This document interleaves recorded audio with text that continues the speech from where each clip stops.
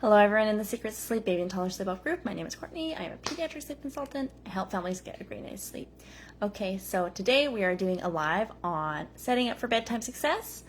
Today we're talking about my next recommendation. So I've been doing a live series all week. If you have not joined the Secrets of Sleep Baby and Toddler Sleep Off group, please join that. I am also going to be posting this on my YouTube channel. So today we're going to be talking about dimming the lights. Okay, so I have people tell me all the time, okay, I say, I recommend bedtime should be about 7:30 for most babies and toddlers, okay?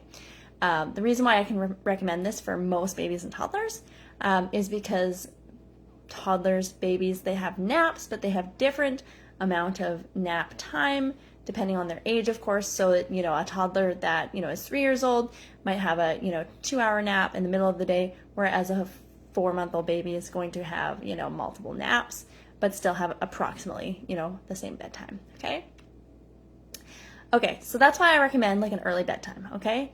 We want to put our kids to bed at a really good time for them so they can have a really long night's sleep. Babies and toddlers need a lot of sleep because their brains are doing so much development, okay? All right, so when it comes to whether your children are feeling tired, okay, so this is one I think I mentioned yesterday, but I'm going to say it again because I think it's really important. People tell me all the time I can't put my kids to bed at 7, they're not tired at that time. And this is where I'm like, okay, there are two reasons that children either like feel tired or not. Okay, so I think we know about sleep pressure. We know that if our children have a nap at 4 p.m. to 6 p.m., they're not going to be ready for bed at 7. Okay, so this is why I hear people tell me all the time, like, hey, my baby's waking up frequently in the night, here's my sleep schedule, when I'm like, well, the waking up frequently in the night has nothing to do with your sleep schedule during the day. Those are irrelevant, right? But this is the system that I think most people know about, is this sleep pressure system, okay? How long we've been since our last sleep and how that affects our next sleep, okay?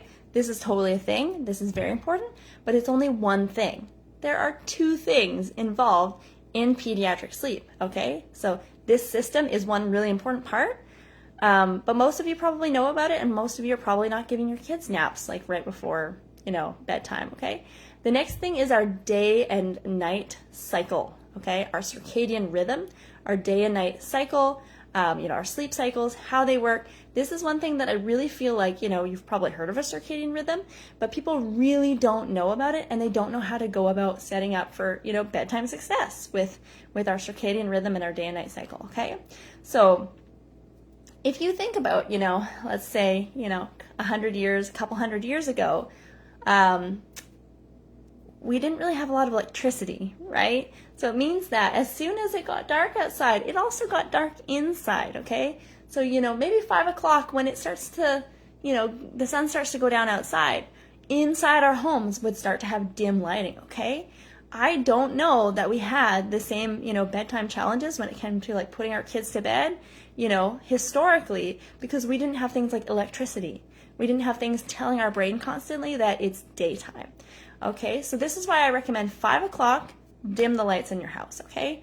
So when I have dinner with my family, we don't have this bright, this is my dinner table. We don't have this bright light on, okay? I don't turn that light on. I turn that light off, and we might either have some candles, something like that. Obviously, you have toddlers, maybe candles is not a good thing, Our bathroom upstairs, I don't have the bright light on if I give my kids a bath before bed or when we do teeth brushing, okay? I have the lights off, and I have a little strand of Christmas lights on, okay? I have people tell me you give your kids a bath in the dark? I'm like, well, not pitch black, of course, but I don't want my kids' brains to be told that it's daytime. I want their bodies to start to produce melatonin, right? So that this is the key factor between when I put my little one into bed, how long it takes them to fall asleep. It depends on how much melatonin their body, has produced up until this point, right? So if they've been in bright lights and then suddenly you shut the light off, their body is now starting to produce melatonin as of that moment. For my kids, I need some help here on this one. We're not going to leave it till last minute. I'm going to make sure that their bodies are starting to produce melatonin as of, 5 o'clock, something like that. We always dim the lights. I'm a stickler about it. So that by the time, we're brushing our teeth, still in dim lighting, all those trying to Christmas lights, their bodies have some melatonin produced. They're already feeling a little bit sleepy. Okay, if your toddler is up for hours and hours, like some of the main factors are these lights and that sort of a thing. We'll go into more main factors of the week. Screens is what I did yesterday if you want to check that one out. But we really want, our brains to be told it's nighttime. And we also want to, have some sort of a routine in place that our kids start to know, like, oh, mom's dimming the lights, it's starting to get close to bedtime, okay? So this is my recommendation. Let's start production of melatonin hours before, okay? Let's do that. I hope this is helpful for you. If you have any questions, please post below. And if you have a toddler that is struggling with toddler sleep, post toddler sleep group call below and I will send you a link. I've been doing group calls. This is not like a webinar. This is not like I'm just teaching you information. It's like a group call. It's like where you talk about your situation. You go like, oh my gosh, my toddler takes this long to fall asleep. What do I do?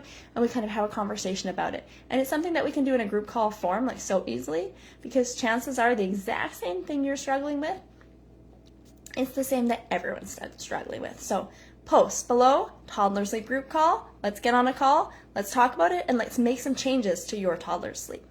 All right. Bye for now.